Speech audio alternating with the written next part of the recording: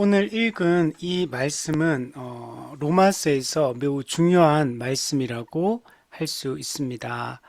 우리 특별히 이 16절, 17절 말씀 같은 경우에는 로마서 전체의 서론이라고 이렇게 할 수가 있습니다. 이 로마서는 1장부터 16장까지 구성이 되어 있는데 바울의 13개의 서신 중에서 다 중요하지만 로마서는 어떻게 보면 좀 더 중요한 본문이라고 할 수가 있습니다. 로마서는 이 복음을 집대성한 본문이라고 할 수 있습니다. 그래서 우리가 보통 성경의 이 복음을 이해할 때 물론 우리가 복음서도 있고 또 역사서인 사도행전도 있고 또 바울의 또 13개의 서신이 있고 또 일반 서신들이 있고 또 묵시서 또 요한계시록도 있고 이렇게 다양한 이 성경의 신약 성경들이 이게 있지만 그 중에서도 이 로마서는 특히 중요한 본문이라고 할 수 있고 이 복음이란 무엇인가를 우리가 이해할 때 이 로마서만큼 이걸 집대성해서 체계적으로 가르쳐 주는 본문이 없다라고 말할 정도로 이 로마서가 상당히 중요합니다. 특별히 이 로마서는 사도 바울이 로마 교회를 위해서 쓴 편지인데 로마 교회는 이방인이잖아요. 이방인들이 복음이 무엇인가를 잘 이해할 수 있도록 기록한 게 이 로마서입니다. 그래서 복음의 어떻게 보면 A부터 Z까지 처음부터 끝까지 좀 복음이란 무엇인가를 충분하게 이렇게 설명해 주고 있는 본문이 이 로마서라고 얘기를 할 수가 있고 그리고 특별히 오늘 읽었던 이 16절, 17절은 이 로마서 전체의 이 서론에 해당한다고 할 만큼 이 구절이 중요한 구절이다 라고 얘기할 수 있습니다.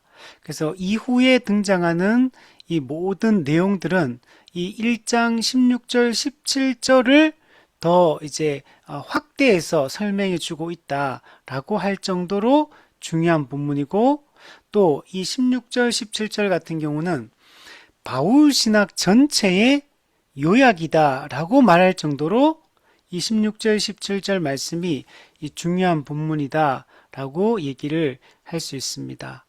그래서 구약 성경이라는 배경이 없는 사람들에게 복음이 무엇인가를 이 로마서가 잘 설명해 주고 있고 이 로마서 전체의 서론에 해당할 뿐만 아니라 바울 신학 전체의 요약에 해당하는 것이 바로 16절, 17절이다 라고 얘기를 우리 할 수가 있습니다. 그래서 오늘 이 내용들을 한번 살펴보도록 하겠습니다. 오늘 본문 우리 16절 말씀을 보면 바울이 좀 이상한 이야기를 하고 있다는 걸 볼 수가 있는데 우리 16절에 보면 내가 복음을 부끄러워하지 아니하노니 바울이 내가 복음을 부끄러워하지 않는다라고 이렇게 이야기를 하고 있습니다. 바울이 이 말씀을 왜 했을까요? 당시 이 로마 이 그리스도인들 로마 이방인들 중에서 그리스도인들이 있는데 로마에 이들이 로마 사회라는 특수한 상황 가운데 살고 있었기 때문에 그래서 이 내용을 이야기를 합니다. 만약에 복음을 그들이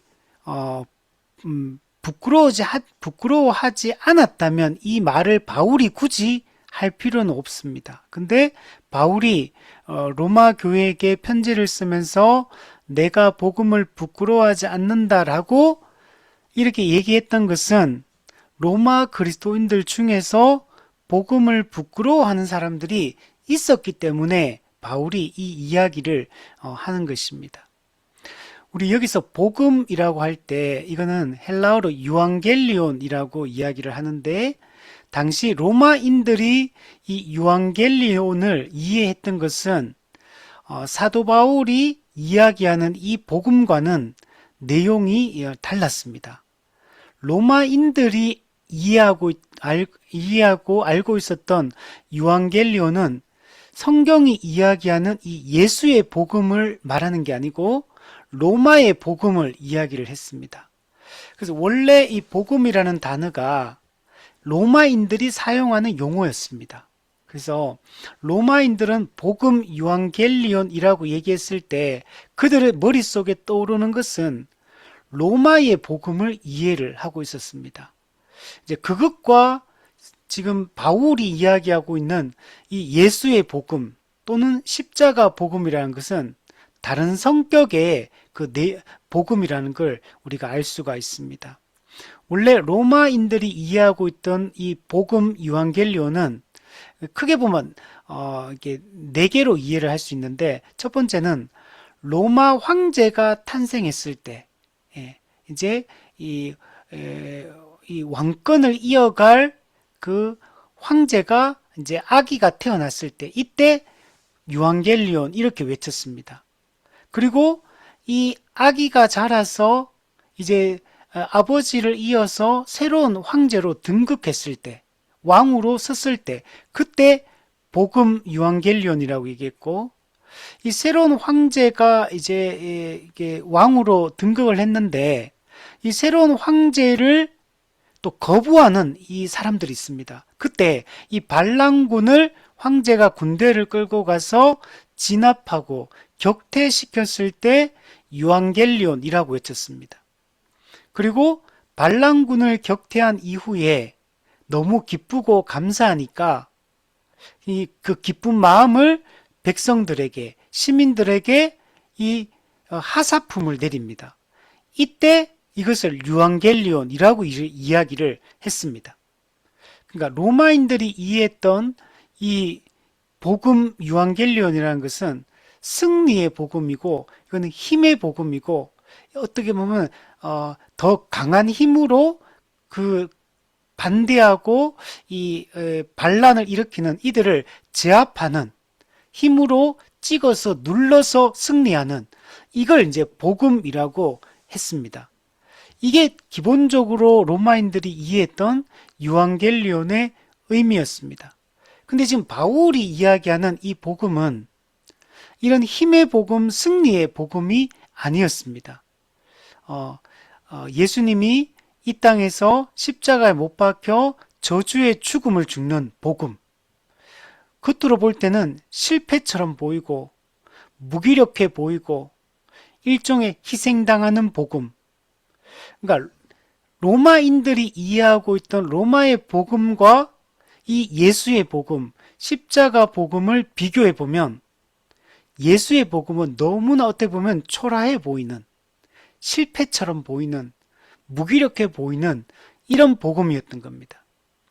그러니까 당시 로마인들 중에 그들이 그리스도인이 되었지만, 그러나 이들이 이 예수 십자가 복음에 대한 깊은 이해가 없다 보니까 믿는다고 했지만 여전히 로마의 복음과 비교할 때 이게 부끄럽게 느껴지고 이런 측면들이 있었던 겁니다. 그래서 바울은 이런 상황을 알고 있었고, 그래서 내가 복음을 부끄러워하지 않는다라고 이렇게 이야기를 하고 있는 것입니다.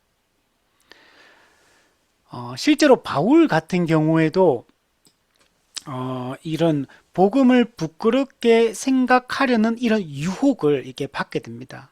그래서 이 존 스토터 목사님이 스코틀랜드 신학자 이 제임스 스튜어트가 해석한 것을 인용해 가지고 이런 이야기를 합니다.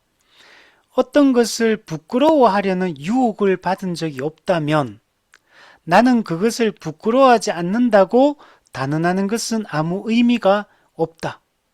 즉 어떤 이 복음을 부끄러워하려는 유혹을 받았기 때문에 나는 그것을 부끄러워하지 않는다라고 이렇게 말을 하고 있다라고 얘기를 하고 있는 겁니다. 당시에 로마 성도들이 복음을 부끄러워하고 있었고, 그리고 사도 바울 자신도 부끄러워하려는 그 유혹은 받았어요. 근데 물론 부끄러워하진 않는데 그런 유혹을 받았다는 걸 전제하고 있다, 이렇게 이야기를 하고 있는 겁니다.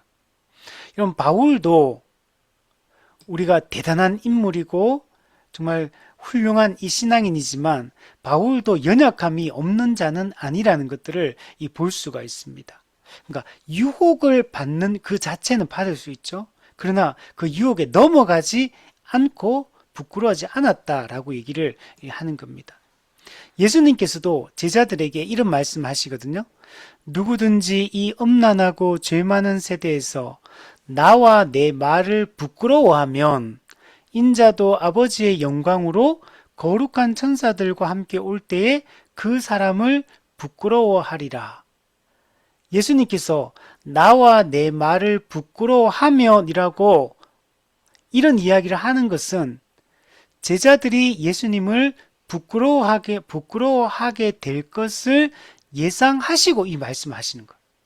그래서 많은 사람들이 겉으로는 믿는다라고 말하지만 실제로 예수 십자가 복음을 부끄럽게 여기는 경우들이 많기 때문에 그래서 이런 이야기를 하고 있다라고 얘기를 하고 있는 것입니다.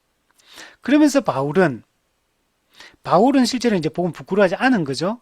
그러면서 바울은 자신은 왜 이런 복음을 부끄러워하지 않을 수 있었는지 그 이유를 설명을 해주고 있습니다. 그 내용이 이제 16절, 17절 말씀에 보면은 우리가 알 수가 있는데 바울은 복음이 무엇인지를 알고 있고 복음에 대한 확신을 가지고 있었기 때문에 바울은 복음을 부끄러워하지 않습니다. 자, 그 내용을 한번 우리 보면 오늘 본문에 우리 개정 성경에는 나와 있지 않지만 이 원문에 보면 여기에 접속사가 이게 등장을 하거든요. 그래서 3번에 걸쳐서 이 접속사가 등장을 하는데 어떤 접속사가 나오냐면 왜냐하면이라는 접속사가 3번 등장합니다. 이 헬라어로는 이걸 가르라고 하거든요. 가르.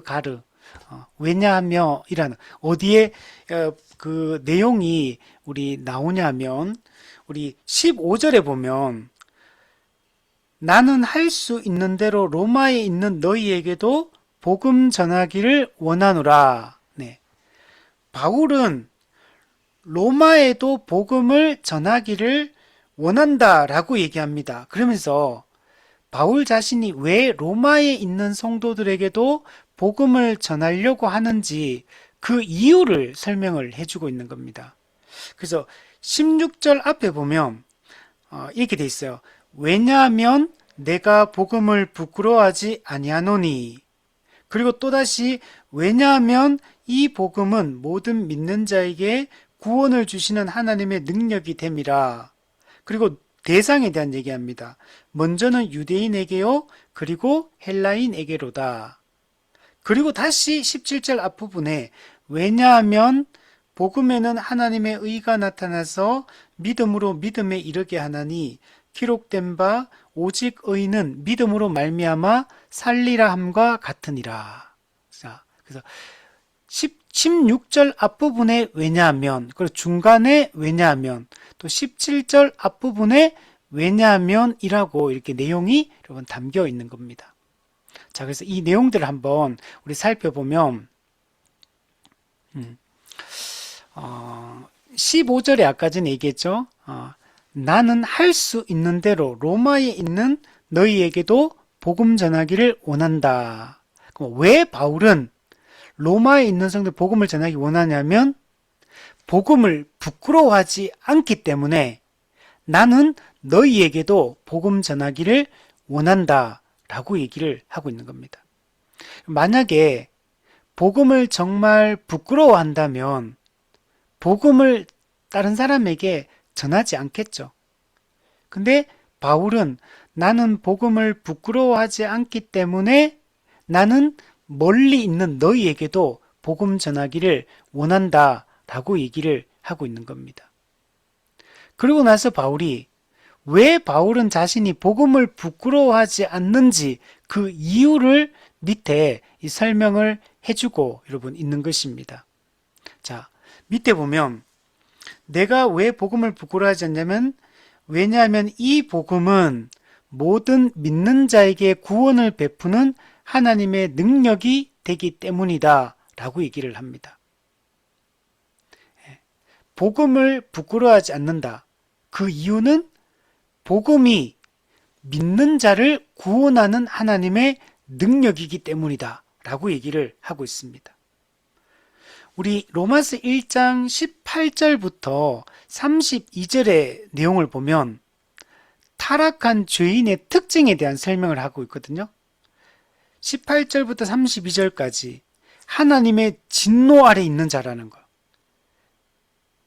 하나님의 그 뜻을 떠나서 완전 타락해서 하나님이 내버려 두신 자들, 그리고 그들이 짓는 추악한 죄악들에 대해서 18절부터 32절에 이게 설명을 해주고 있고, 32절에 보면 이 같은 일을 행하는 자는 사형에 해당한다고 하나님께서 정하셨다. 사형, 이건 지옥 형벌을 이야기합니다. 하나님을 떠난 죄인들은 하나님의 진노 아래 놓여 있습니다. 이들은 영원한 형벌을 받을 수밖에 없는 자들이에요. 골로새서 1장 21절에 보면 악한 행실로 멀리 떠나 마음으로 하나님과 원수되었던, 악한 행실로 하나님으로부터 멀리 떠나 이제 하나님과 가까이 있는 자가 아니라 멀리 떨어진 자, 그리고 하나님과 원수가 된 자들이에요. 이사야 53장에 보면 다 각기 제 길로 가서 마땅히 형벌 받을 수밖에 없었던 이라고 표현해요. 각기 제 길로 가요. 하나님이 정한 길로 가는 자가 아니라 각자 자기 소견에 옳은 대로 행하며, 그래서 영원한 마땅히 형벌을 받을 수밖에 없는 이런 자들인데, 이 복음은 이런 자들을 구원하는 하나님의 능력이다 라고 얘기하고 있는 거예요. 이 복음만이 각기 제 길로 걸어가는, 자기 소견에 옳은 대로 행하는, 마음에 하나님 두기를 싫어하는, 하나님과 원수되고 하나님과 적대적인 관계에 있는 이들을 구원하는 유일한 능력이라고 바울이 확신했기 때문에, 그렇기 때문에 바울이 나는 이 복음을 부끄러워하지 않는다라고 얘기를 하고 있는 겁니다. 에스겔서 16장 9절에 보면 내가 물로 내 피를 씻어 없애고, 요한계시록 7장 14절 어린 양의 피에 그 옷을 씻어 희게 하였느니라. 네.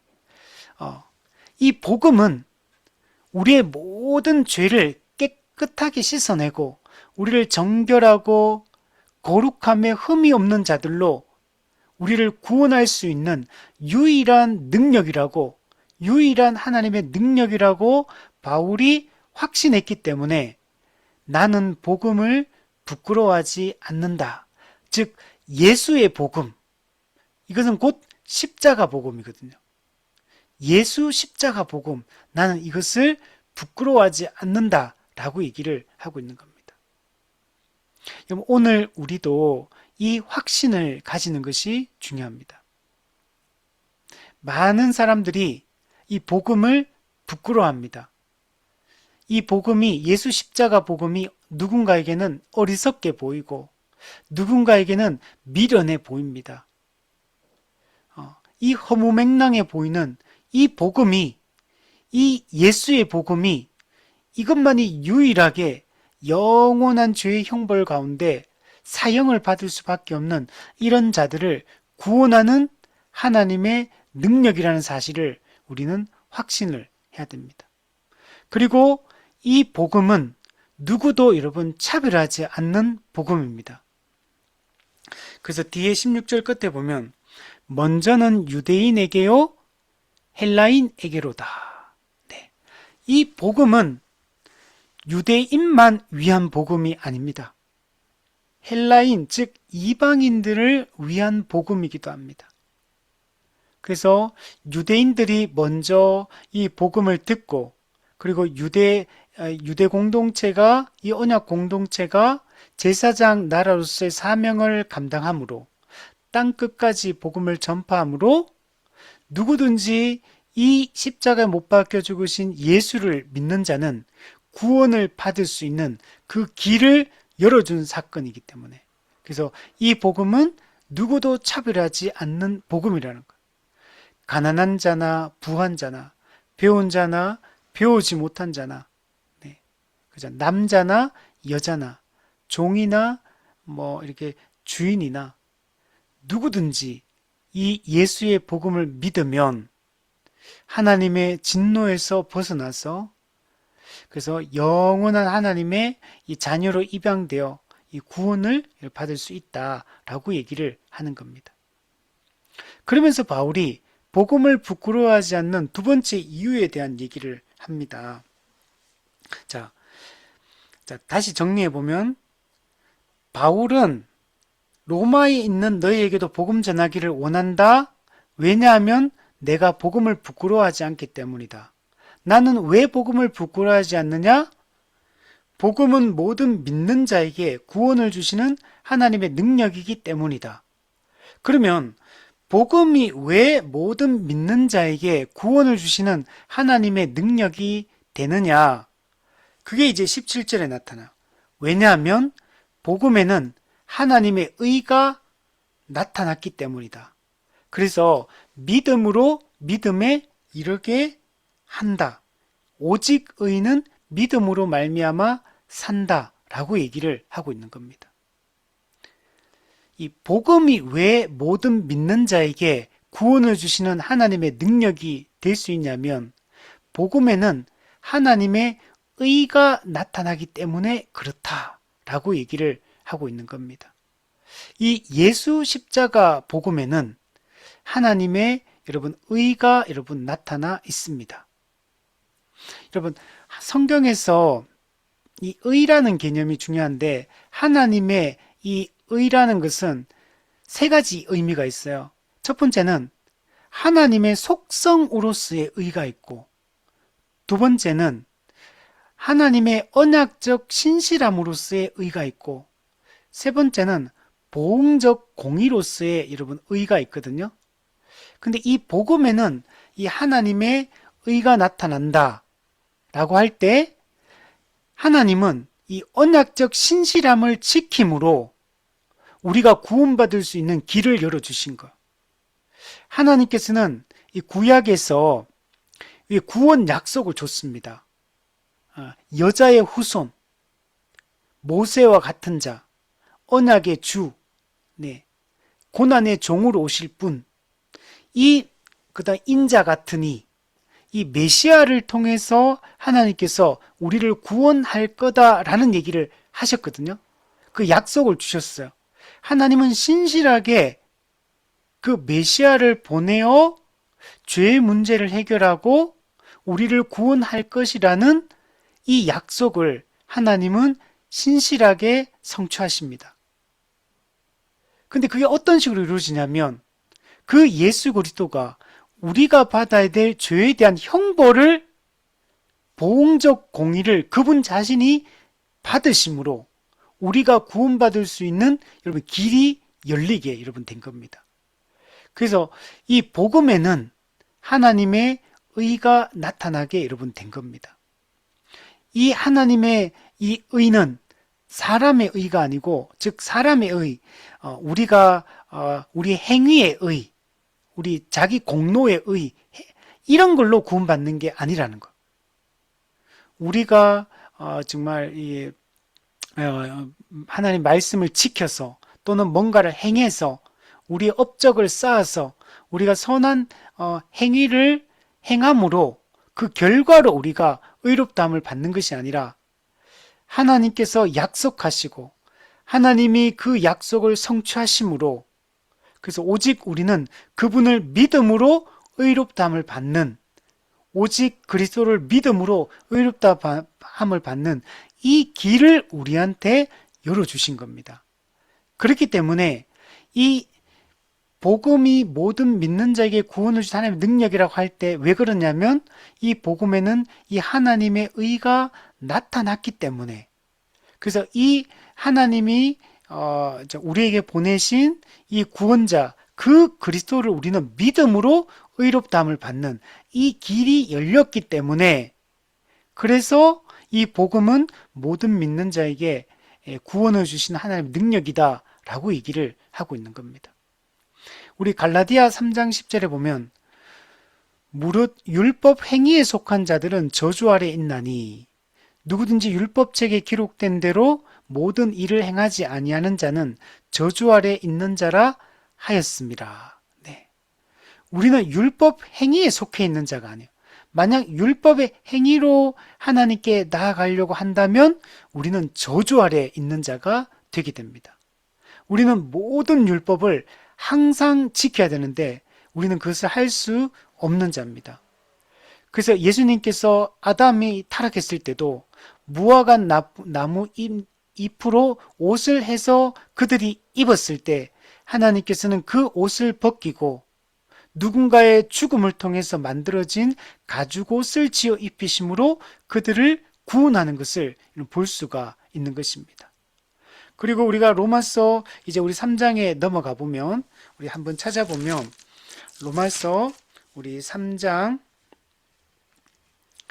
우리 한번 보시면 20절 보면 그러므로 율법의 행위로 그의 앞에 의롭다 하심을 얻을 육체가 없나니 율법으로는 죄를 깨달음이니라. 그러나 이제는 율법 외에 하나님의 한 의가 나타났으니 율법과 선지자들에게 증거를 받은 것이라. 곧 예수 그리스도를 믿음으로 말미암아 모든 믿는 자에게 미치는 하나님의 의니 차별이 없느니라. 네. 우리는 율법의 행위로는 전적으로 타락했기 때문에 의롭다함을 받을 수가 없는 자입니다. 근데 하나님께서는 이런 우리를 위해서 그리스도 예수를 보내주셨고 그분은 우리를 대신해서 우리가 받아야 될 하나님의 그 보응적 공의를 직접 담당하심으로써 우리가 구원받을 수 있는 길을 열어주신 겁니다. 그래서 우리가 하나님 앞에 이 의롭다고 인정을 받을 수가 있게 된 겁니다. 그래서 그 마틴 루터는 이 우리가 얻게 된 이 의로움을 낯선 의다 이렇게 표현, 낯설다. 예. 우리 자기 행위, 자기 공로로 의롭다함을 받는 게 만약에 받는다면 그거는 낯설지가 않아요. 우리 행위의 결과로 주어지는 거니까, 보상으로 주어지는 거니까. 근데 우리는 행한 것이 없어. 율법의 행위를 모든 율법을 항상 지킨 적이 없는 자인데도 불구하고 의롭다함을 우리는 받게 되었거든요. 법정적 칭의, 하나님의 법정에서 재판관이신 하나님이 우리를 의롭다고 선언해 주신 거예요. 의롭다고 여겨주신 거예요. 그래서 우리가 의인이 되게 된 거거든요. 의롭다함을 받게 됐어요. 그러니까 우리 입장에서는 우리가 행한 것도 아닌데 의롭다고 하나님께 인정받아서 우리가 하나님께 용납되고 받아들여졌으니까 우리 입장에서는 이거는 낯선 의가 되는 거예요. 낯선 의. 이거는 우리 내부적 의가 아니고 외부로부터 주어진 의예요. 외부로부터 주어진 의를 우리는 받음으로 의롭다함을 받게 된 거예요. 그래서 오늘 본문의 바울이 이렇게 말하는 거예요. 복음이 왜 믿는 자에게 구원을 주신 하나님의 능력이냐? 이 복음에는 하나님의 의가 나타났기 때문이다 라고 얘기를 하는 거예요. 우리를 위해서 이 일을 행하신 그 예수 그리스도를 우리가 믿으면, 믿음이라는 그 통로로 믿으면 우리가 의롭다함을 받게 되기 때문에, 그래서 오늘 본문에서 이렇게 복음이 믿는 자를 구원하는 능력이다 라고 얘기를 하고 있는 겁니다. 여러분, 기독교를 제외한 이 세상의 모든 종교는 행위 종교입니다. 오직 기독교만이 은혜 종교입니다. 모든 종교는 사람의 의, 자기 의에 기초하고 있어요. 근데 성경에서 말하는 이 의는 거저 주시는, 값없이 주시는 은혜에 근거한 여러분 의인 겁니다. 그래서 우리는 자랑할 수 없고 우리는 받은 은혜에 대해서 우리가 오직 감사와 찬양밖에 우리가 올려드릴 수밖에 없는 겁니다. 전적으로 타락한 인간은 자기 내부가 아니라 자기 외부에서 들어오는 의에 우리는 기댈 수밖에 없는 겁니다. 하나님께서 예수 그리스도를 통해서 우리에게 주시는 이 의를 우리는 덧입어서 우리가 하나님 앞에 담대하게 여러분 설 수 있는 자가 되게 된 겁니다. 그래서 누구든지 화목 제물이 되신 예수 그리스도를 믿으면 우리의 모든 죄가 간과되는 겁니다. 넘어가는 거. 통과시켜준다. 넘어간다. 너그럽게 보아준다. 벌하지 않고 내버려 두신다. 네. 우리가 예수 그리스도를 믿으면 우리의 모든 죄가 간과하심, 파레시스, 벌하지 않고 내버려 둔다는 것. 하나님께서 우리를 통과시켜 여러분 준다는 겁니다. 우리가 이런 은혜를 받은 자가 여러분 되게 된 겁니다. 그래서 우리 철로역정에도 보면 해석자의 집에서 7가지 중요한 복음의 핵심을 가르침을 받는데 그 중에 하나가 율법 대 복음. 네. 율법의 행위로 구원을 받는 방식과 복음을 믿음으로 구원받는 이 방식을 대조해서 이 설명해 주는 것을 볼 수가 있습니다. 그래서 우리가 이 원리를 잘 이해하고 우리가 이것을 확신하고 나아가는 것이 중요합니다. 그래서 우리는 우리를 위해서 화목 제물이 되신 이 예수 그리스도가 유일한 구원자이심을 우리는 확신하고 이 그리스도를 우리가 먼저 믿은 자로서 이 그리스도를 전하고 오직 이 그리스도의 이름만이 구원받을 수 있는 유일한 이름이라는 것을 온 세상이 알 수 있도록 우리는 전해야 되는 것입니다. 바울이 로마에 있는 너희에게도 전하기를 원한다라고 했던 것처럼 오늘 우리도 이 복음을 알지 못하는 자들에게 이 예수 그리스도를 믿음으로 말미암는 이 의를, 이 낯선 의를 우리는 증거하고 나타내는 것이 여러분 중요합니다. 우리 CCC 성경부 10단계 성경 교재에 보면 그 입문 과정이 예수의 유일성이란 책이 있습니다. 과거에 제가 청년 때 이렇게 교회에서 배웠던 책이 예수의 유일성 1과부터 7과까지 구성이 있는 책인데 왜 예수가 유일한 구원자인지 이제 그 부분에 대해서 이야기를 하고 있는 것을 볼 수 있습니다. 근데 오늘날 이 예수의 유일성을 이제 인정하지 않고 이 오직 예수, 오직 그리스도 이 원리가 무너지고 있는 것들을 볼 수가 있습니다. 그래서 모든 종교가 구원에 이르는 동등한 길이다. 모든 종교는 기본적으로 동일한 것을 가르치고 있다. 이 종교 다원주의 사상. 이런 것들이 무섭게 이 세상을 번져 나가고 있다는 것들을 알 수 있고 꼭 예수를 믿어야 되느냐 여기에 대해서 확신하지 못하는 경우들이 많습니다. 과거에 우리 한국에 그 김수환 추기경이라고 있었잖아요. 이 사람이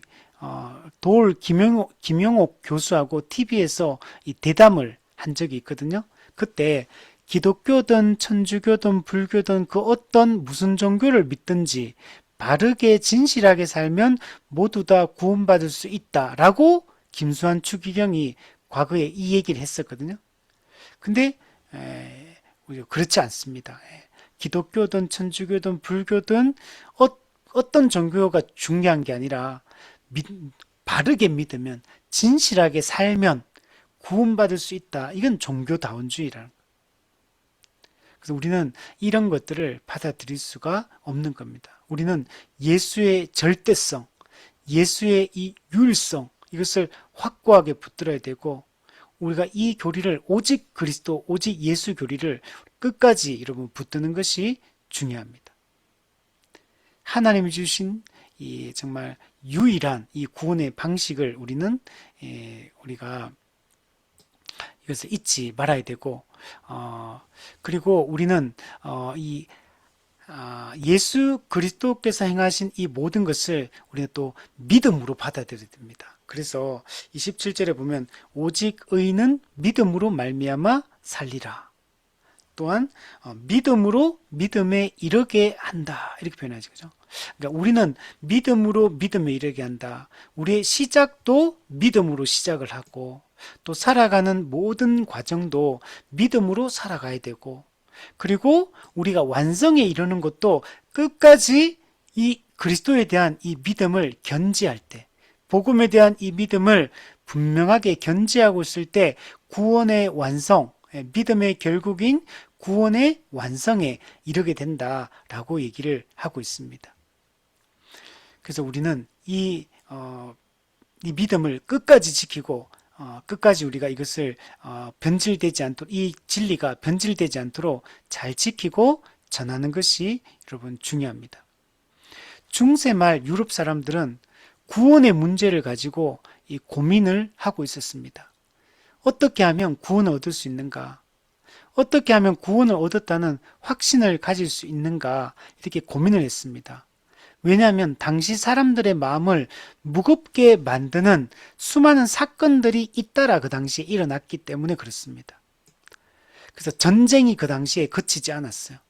기근, 재난 이런 게 빈번하게 발생했어요. 당시 또한 중세 때 흑사병 같은 전염병이 돌면서 수많은 사람들이 죽었습니다.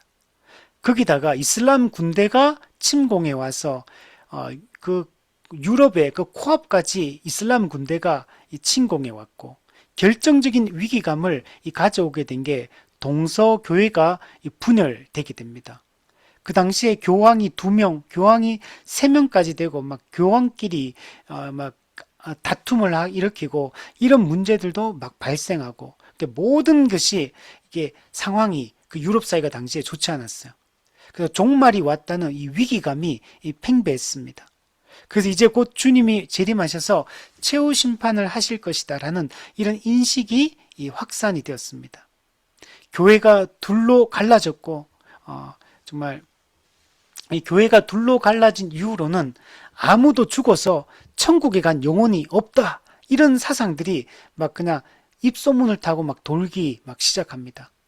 그러니까 이런 경우, 이런 상황이 사람들의 생각이 그랬기 때문에 어떻게 하면 구원을 얻을 수 있는가 이런 고민이 더욱더 커지게 된 겁니다. 이때 로마 천주교가 이 물음에 답변을 내놓지 못했고, 근데 그때 이게 내놨던 게 이 면죄부 판매 같은, 면벌부 판매 같은 이런 것들을 이게 대답으로 내놨고 말도 안 되는 건데 근데 어쨌든 이런 걸 내놨고 근데 이런 것들이 사람들을 이렇게 여러분 들어갔던 겁니다.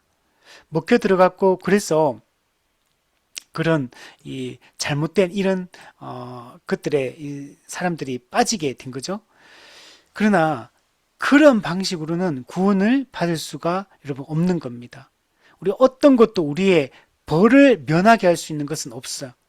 예수 십자가 복음 이외에 그 당시 로마 그리스도인들이 부끄러워했던 이 예수의 복음, 로마의 복음에 비해서 초라해 보이고 무기력해 보이는 이 예수의 복음, 이것만이 우리에게 유일한 이 생명의 길이고 구원의 길이라는 것을 우리는 확신해야 됩니다.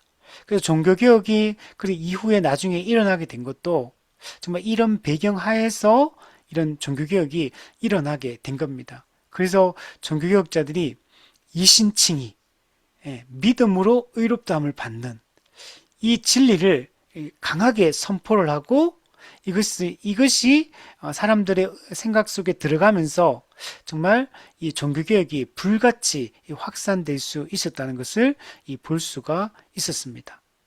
바울은 이 예수 십자가 복음, 오직 믿음으로 의롭다함을 받는 이 구원의 길에 대해서 정말 전하기 위해서 자신이 부름을 받았다는 것을 확실하게 이야기하고 있는 것을 여러분 볼 수가 있습니다. 사도 바울이 이것을 위해서 그의 이게 평생을 이렇게 살았던 것처럼 우리도 정말 이 복음을 위해서 살아갈 수 있는 자가 우리 되었으면 좋겠고 우리 사람들의 보기에는 이 어리석어 보이고 미련해 보이는 이 예수의 복음이 생명의 복음이고 이 복음만이 유일한 구원의 길임을 우리가 전할 수 있는 그런 우리가 되었으면 좋겠습니다.